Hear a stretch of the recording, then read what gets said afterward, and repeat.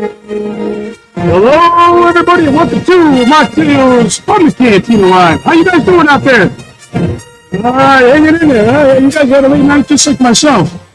Last night. I want to thank Michael Havens for inviting us again. This is my 5th year in a row. Unbelievable. It is Father's Day weekend, so happy Father's Day to all you dads out there.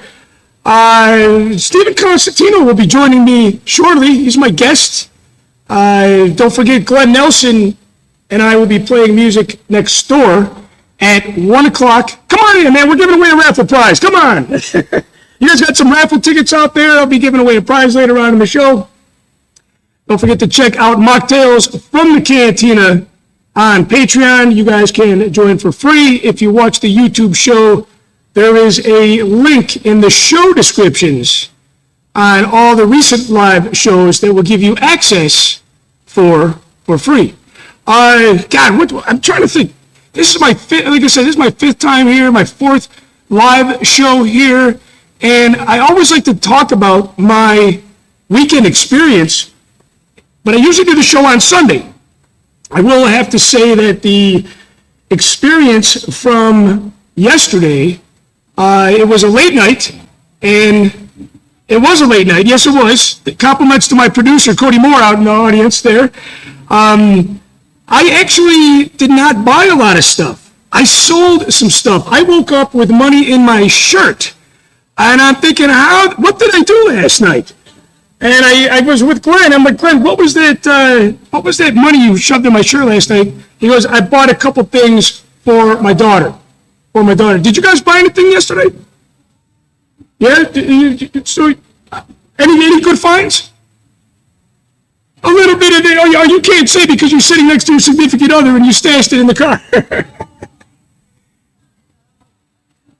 So you let him do his own thing. Okay. It's funny. Every time I come home from a show, especially like this one, my wife's like, how much stuff do you have in the car that you need to bring in when I'm upstairs in bed sleeping? I said, I guess I can't get anything by you because I have all my stuff on display. And she's got such a great eye that she'll come down in the basement inside the Wampa Cave. I call it the Wampa Cave. And she's like, where did that come from? I'm like, how do you know these things? How do you know that I bring all these things in? I can't hide it, I can't hide it. Stephen Constantino is being escorted, hopefully, by a couple of Jabba's henchmen at this point. It's funny, he's been on the show several times. He needs no introduction. But for those of you guys that don't know Stephen, he was the Gamorrean guard that was in Yuma, Arizona. Some of you guys might not know, Jabba's palace was shot in 3 different places. It was shot on the road in Death Valley, I think it's called 20 Mule Canyon Road. That was the one that C-3PO and R2 were walking down, and there was a matte painting that they put behind or in front of the droids. And then, of course, the sail barge was shot in Yuma, Arizona. That's where Stephen did his work. And for those of you that don't know this, Stephen is very, very good friends with Corey D. Williams.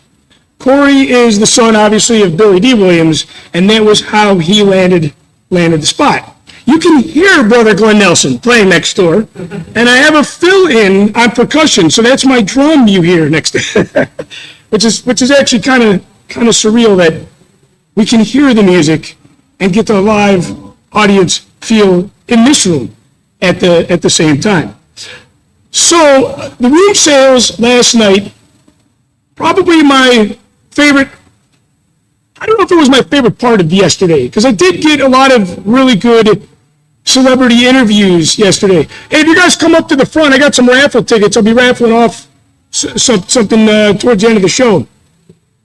I sold the craziest shit last night that I could not sell on eBay. I sold a brand new Star Wars slip and slide from like 1998, still in the box. I sold a Queen Amidala Intex blow-up chair And because there's no kids in the audience except the little guy, he doesn't understand. So my friend that bought this sends a photo of the blow-up chair to his wife, or his girlfriend. Sorry, not his wife, his girlfriend. He's not married. And he goes, "Hey, you ready to have some fun on this thing?" And I'm like, okay, well, at least it's going to a good home for a good use. So the Monopoly game that was sealed, I think I sold that for like $35. I'm trying to remember everything that I sold because it's always so hard to say goodbye to the stuff in my collection. But for those of you that collect, you know that space is such a big issue. It's got to be the number one challenge. Because money, you could borrow money, you could rack up your credit card, go into debt that way, but you cannot, it's very, very difficult when you have so much limited space for your collection. Because the worst thing that you want to do is, right, you don't want to put it in bins, put it outside in the garage, and then it's like, why did I buy all that stuff that I can't display? So that is why I am selling my collection. Part of it anyway. You guys, have you sold anything from your collection out there? No? You're not at that point. Will you be at that point? You're shaking your head like, no way, what are you talking about? Okay, so there's a possibility of downsizing a little bit.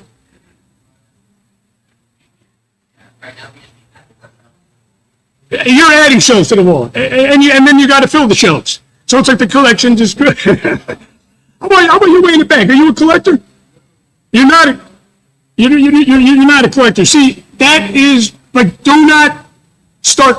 If you've waited this late in the game, I always tell people there is this love-hate relationship with collecting, and then as we get older. And then my daughter's like, I don't really like Star Wars. I'm okay. What am I going to do with this stuff? I always tell my wife, I said, when I die, you cannot have a fire sale. I said, you just can't give this stuff away. And she goes, well, that is why her speaking, she's like, this is why me, Michelle, has to die before you because I don't want to be left with all your shit in the basement. And I'm like, okay, fair enough. So I feel like there's this road, not only to Jabba's Palace in Death Valley, but there is this road of collecting, right? There's this nostalgia aspect, and then there is this time aspect where you go out and you look for everything and you want everything. Stephen Constantino is going to join us here in just a second. And then as you get older and the space fills up, then there is this... It's like, okay, what am I going to do with all this stuff? How am I going to display all this stuff? And so on and so forth. So it is, like I said, it's a love-hate relationship. So we are going to, Stephen's only going to join us for a short minute because he's got a panel next door at 11. Because they're doing a lot of overlap. A lot of people. Hey, welcome back, man. Welcome back. Good to see you. So, Stephen, I'm going to open up, actually, with... This the mic? That is the mic, yes, sir. Can you hear me? You are no stranger to... No microphones? Microphones, no. That's right. So, last night I had a really, really late night last night. Come on, spit it out. And so, with you, you are a road warrior. You're always doing conventions. Do you stay away from the late nights, or you? Yeah, I've done late night. I've done my. You did your time. Yeah, New York and California. Yeah. So what keeps you going con after con? I don't drink. I don't really drink, and do you smoke? Weed? You tell me. I don't know. So what do you do to occupy your time when you are on the road? Well, I live in the mountains now, and I have a recording studio. When you're on the road? Oh, on the road? Yeah. Well, I meet people. I love being around people, and we have nice dinners. And you're an extrovert like me. You like being around with people. Yeah, but last night they were going to the bar. At the end of the night, I went upstairs and slept. And slept. Okay, so you're smart. You're refreshed today, not like myself. Well, I used to be nocturnal and stay up all night, and as you get older, that kind of doesn't happen anymore. Yeah, Especially living in the mountains, you go to sleep earlier. yeah. It's relaxing. Hey, we're gonna play a little game. We're gonna play a little game here. I'm gonna throw you under the bus. Hopefully not. Okay. The game is, what did he say? Okay, you were a Gamorrean guard in Return of the Jedi in the Yuma, Arizona. See, were there any late nights in Yuma, Arizona? In your young days? Oh God. I used to stay all night, all the time. What Eternal creature. what was the late? What's the most memorable late night that you had hanging out with the crew? Well, when I went there, I was just hired. I wasn't hired to be in the movie. I had a band with Billy Dewey's son Corey D, as you know, and we played music every night after the set and in the rooms, and it was cool to see Princess Leia dancing and Harrison, and so it was a nice rapport to play music because it just freed them. Now, Carrie Fisher's stunt double was there.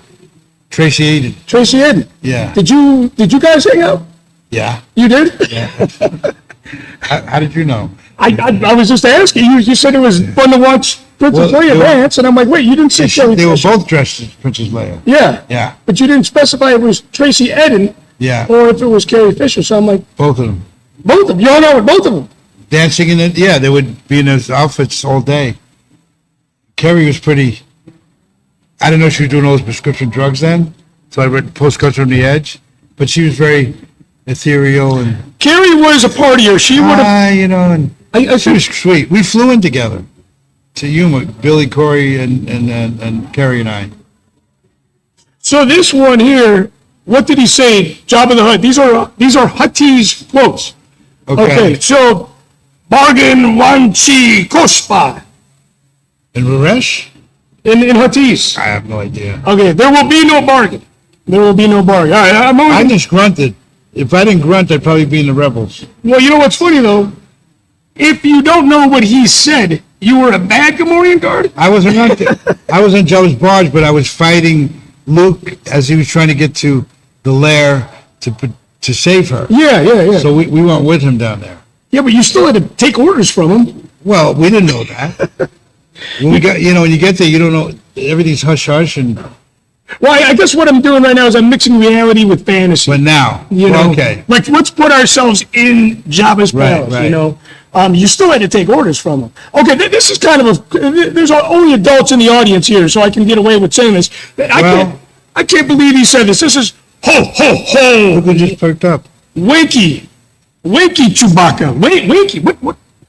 Why is he winky? What's he doing, Chewbacca? Well, it's like this euphemism that people know more than me. I'm Yeah, serious. I was like, wait a minute. He said winky. That sounds a little dirty to me. You know? Winky, that's all how you look at it. So he goes, Gomorrah God, what is that? Sodom and Gomorrah. yes. Everything, I look at the origin. everything came from something. Because, oh, at least we have the Wookiee. That doesn't make sense, you know? Well, a dirty mind looks at it like that. Yeah, I know. That's You have a dirty mind. I do. And I can't, it's hard for me to, But I understand. It does sound it does sound dirty. provocative. You know, my mind goes there, but I don't like to mix adult entertainment and Star Wars movies. Right. I know there's these parodies out there. Right. Oh, yeah. I can't watch that. That is sacrilegious. Well, look at how Princess Leia was dressed. Yeah, but that was Princess Leia. But you notice Marvel, even though the women that scantily dress, men design them. Do you feel like that is taken away from the Star Wars sequels, the sexy side of Star Wars? No. No? You think it's still there? The whole world's sexy. Hey, see, you look at it the way We're I in rock do. and roll, aren't we? All right, speaking about rock and roll, what is now you can only pick one. I know you're a music junkie. You've played with a lot of great musicians in your day. What is the one album that you can listen to? You only have one to listen to the rest of your life. Genre? You got to give me a genre. You want to go to jazz? You want to Well, you give me the genre because you can only listen to this album the rest of your life. Oh, that's not going to happen. I'm just going to stream. You're not going to do that to yourself. Well, certain Stones records and you got Miles Davis. I mean, it depends on the genre and the mood you're in. Isn't it hard to just pick one? Oh, God, this is impossible. Now, okay, let me ask you this. Do you do this game like I do? Do you have top 5 favorite bands? Or again, how can you do that to yourself? Well, I'm born in Hoboken, so I saw all the great bands. Frank Sinatra was from Hoboken, and And you played with you played with some jazz greats too, didn't you? Well, the Santana group, and I knew jazz group. I knew Weather Report and Miles and all that. But I'm that's a different level. You knew them personally. Yeah, because Billy D's wife was married to Wayne Shorter previously. Yeah, and the coolest thing for you music guys out there, Billy D is really good friends with Larry Graham from Sly and the Family Stone. Oh, but Billy was on Broadway. He he sings. Yeah.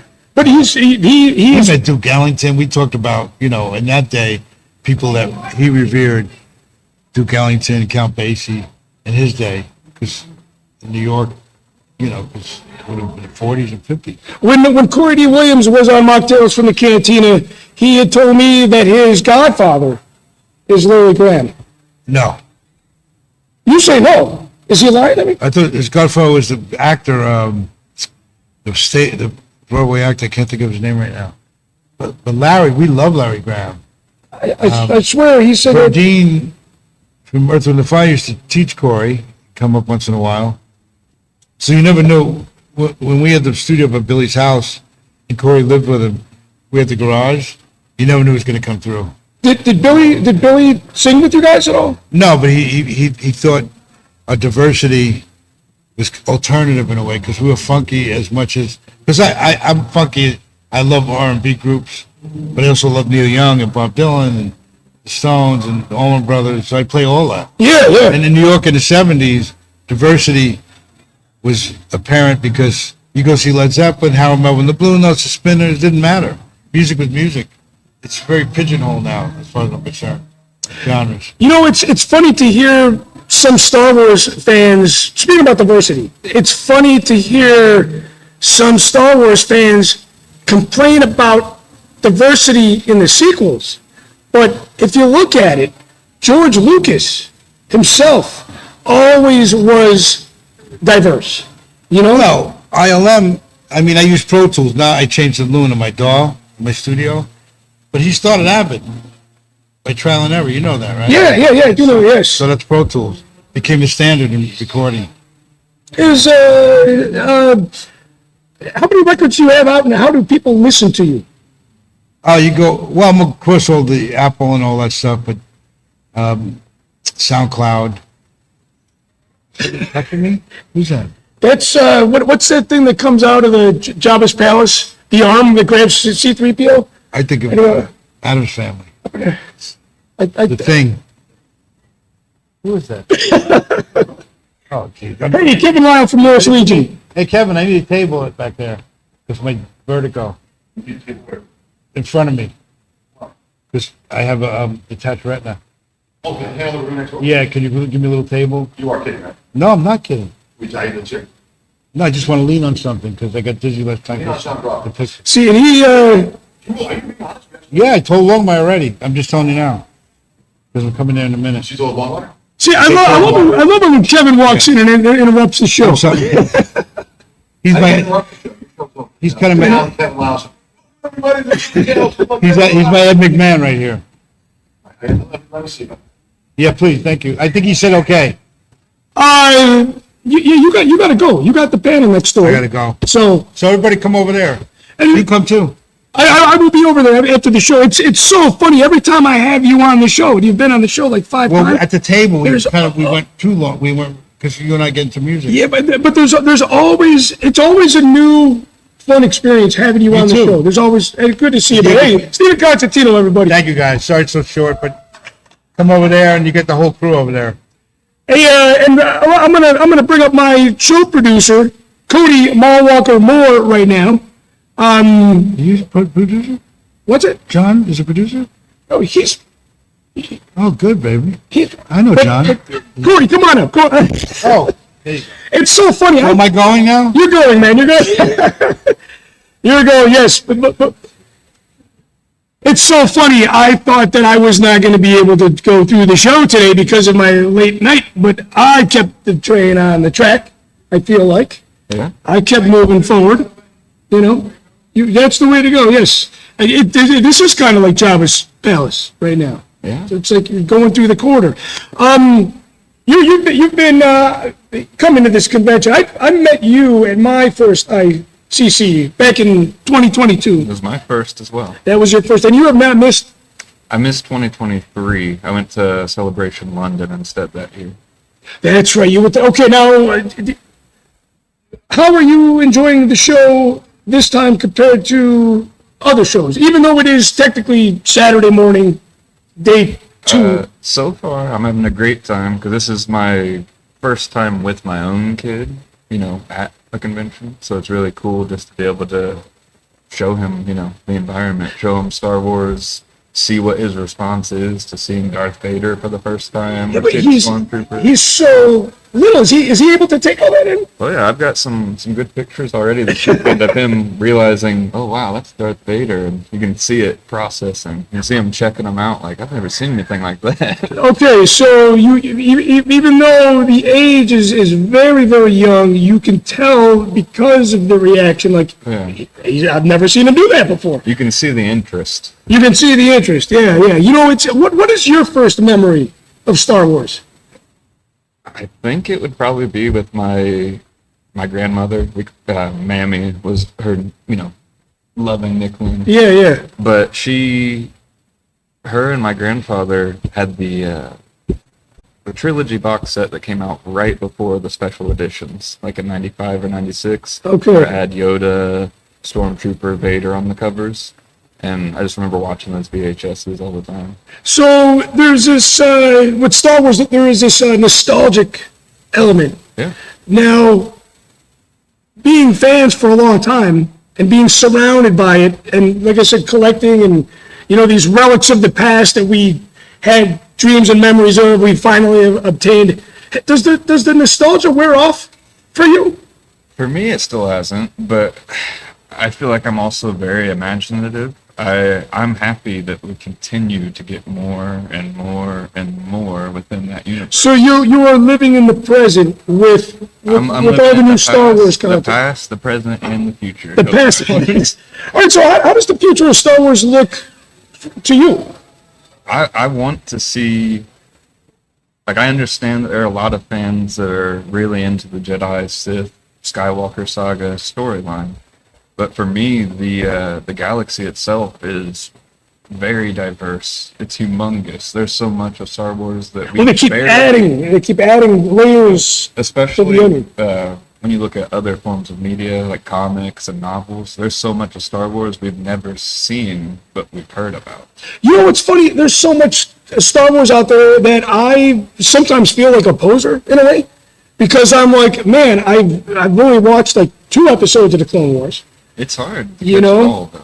But I think that was more of a choice for me. I'm like, I think you'll make up for it eventually. I think when you keep trying, eventually one of these times you're going to get hooked, and you'll have to finish it. Especially if you make it into season 2. so I feel like with the Clone Wars, right?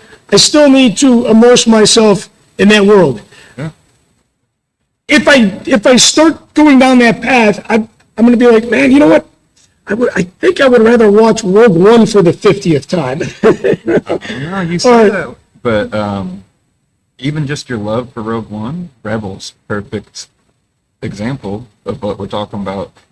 The Clone Wars really fleshed out the prequels and added a ton of context that were in the novelizations and things that George Lucas probably would have liked to have in the second and third film to explain all of the politics of the war. Yeah, sure. Clone Wars covers a lot of that. Covers a lot of the behind the scenes, a lot of the steps that different sides are taking. Kind of make it more believable that one person is manipulating both sides of the war.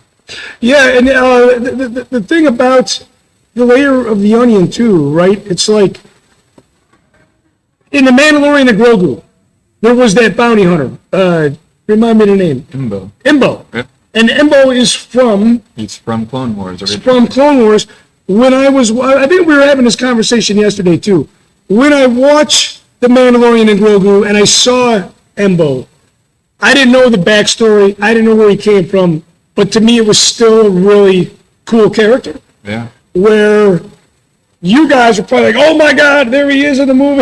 I was freaking out. He's one of those bounty hunters that came off as very honorable, but similar to Boba in some depictions, and similar to Mando, where it kind of tore me a little bit seeing him fight with Mando, because I didn't want to see either of them lose. I Yeah, didn't see sure. either of them get hurt or be, killed off. Because you were a fan of both of them. You Yeah, and know? I know that both of them are morally gray or morally good leaning. So there was some conflict there where I felt like, man, I wish you weren't working for the Hutts this time. Well, it's funny, remember when the Mando was imprisoned, right? Yeah. And he was kind of warning him. He's like, I hope you got paid. I'm paraphrasing, right? Yeah. And I for a minute, I thought they were going to, be friends.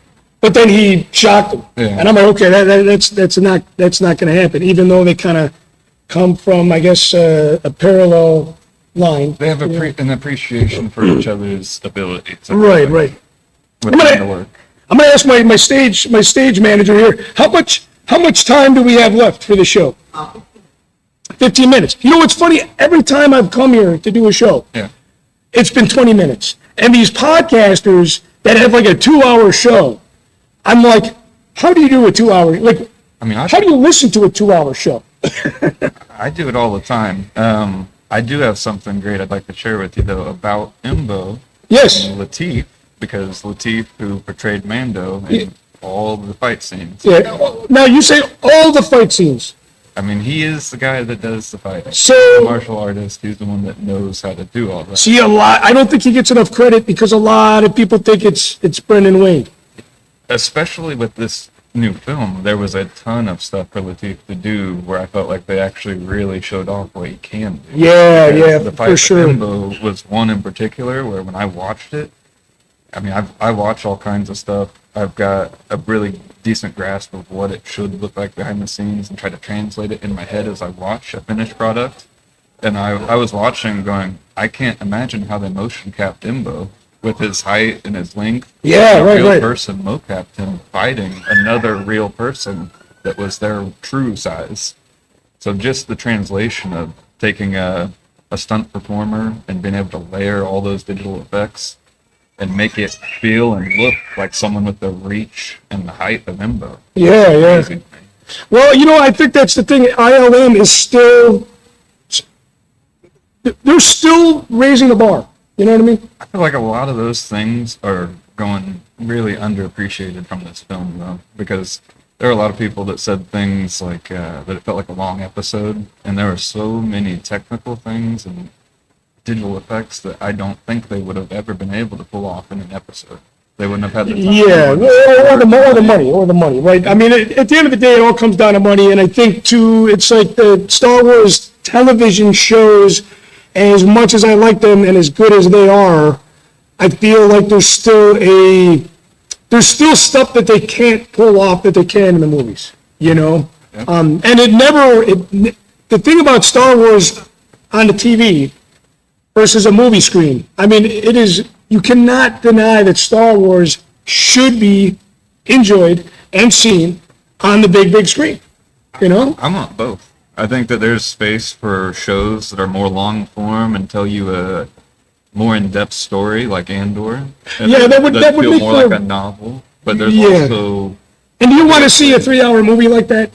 no. I'm saying know. I want both. Yeah, There's sure. room for both. There's fans of all different, genres that are also fans of Star Wars, and that kind of shapes what they like about Star Wars. I feel like some people like the novels primarily. Some people are more into just the films, but I feel like some people are a little upset with some of these different projects they do, but they don't really understand there's someone out there that did love that project. Well, yeah, I mean, there's always going to be, I think as Star Wars moves on, talking about the future of Star Wars, as it moves on, I do believe that the fan base itself, I think, is, I don't want to say this, but I am. I think Star Wars fans are disappointing themselves sometimes with all these expectations that they have. And look, I'm an original trilogy era kid. That was when I grew up. I had the toys. I saw the movies in the theater. And I feel like, you know, we people have this, what's the word I'm looking for? They have this idea and this dream that they're going to feel the same way they did when they were 5 years old when they saw Star Wars for the first time. It's very, very unfair. And it's a challenge, right? It's a challenge for filmmakers to achieve that, Yeah. you know? I'm all for people having their own expectations. I love theorizing about what's going to happen within the universe, but I'm never disappointed if what I thought was going to happen doesn't happen. If anything, I'm usually impressed because I'm like, you actually subverted what I expected. Well, I think that's why it's important to go into watching a new Star Wars production without any expectations, because zero expectations, you're always going to walk away with, wow, that was actually pretty cool, you know?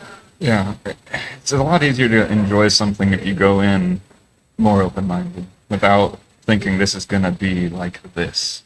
Yeah, I mean, yeah, I think that's a good way to look at it. When I went to go see Rogue One for the first time, I was like, man, they're going to do a movie without John Williams. They're going to do a movie without Luke Skywalker. I'm like, I don't know about this, and I'm like, I'm going to stay away from all the hype and all the speculation. And now it's one of your favorites. It's one of my favorites. I mean, it absolutely blew my mind, and it was contemporary with touches of nostalgia and, you know, going back to Yavin, and, you know, there was just so many elements, a melting pot, if you will, that made that such a great movie. Well, okay, well, as we wrap up the show, what is your plan for today? Are there any autographs that you got to chase down? I got Latif yesterday, so I know that I'm done with autographs, I think, for today at least. I might catch one or two tomorrow. I know that we wanted to get John Ratzenberger's autograph, so that's one I'm either going to catch today or tomorrow.